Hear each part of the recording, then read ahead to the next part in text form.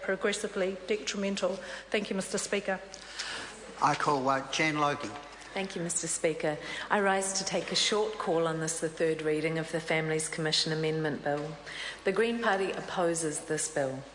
While we have recently had concerns regarding the independence of some of the commissioners, and were very disappointed in particular to see the Commission backtrack on a very well established and researched commitment to paid parental leave, to basically just echo the government's line, which I must say has not been supported by evidence or the majority of New Zealanders' values. Despite all of this, we would like to see the independence of the Commission strengthened, not undermined, as we see this bill doing.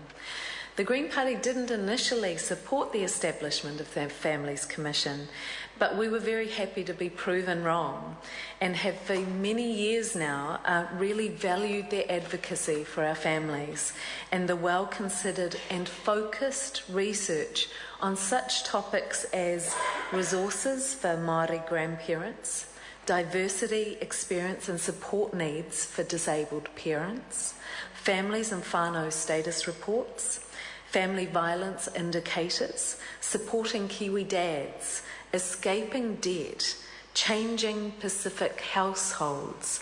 All of these reports have informed our decision-making and our understanding about the needs of our communities.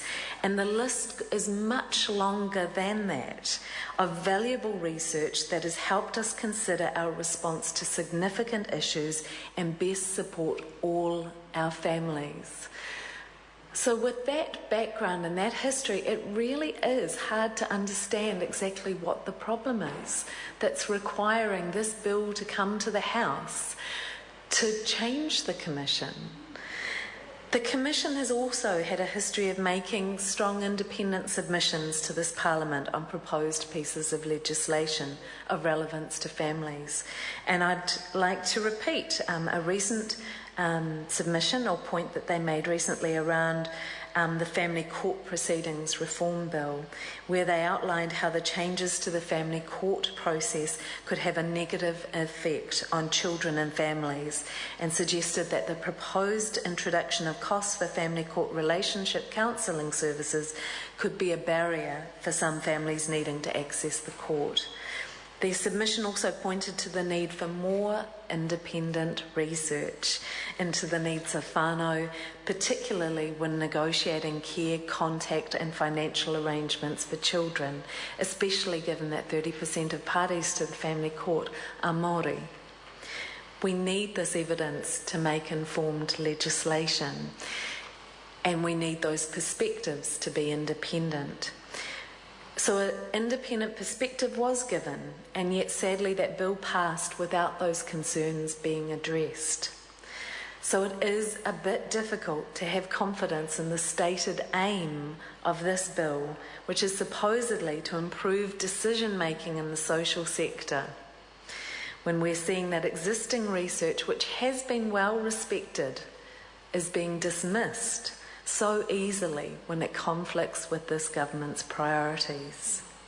And I would note that in the Minister's speech tonight, she explained that she said that this changes to the structure around research in the Commission was to widen the focus. And I would also suggest that this is basically decentering the focus on families.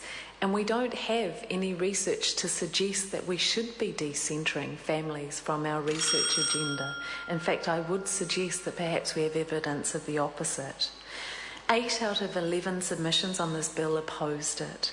The primary concerns of submitters echoed this fear of loss of independence in the research process, and had particular concern around the appointment of the social science experts panel, and we echo that concern. We absolutely support peer review of research.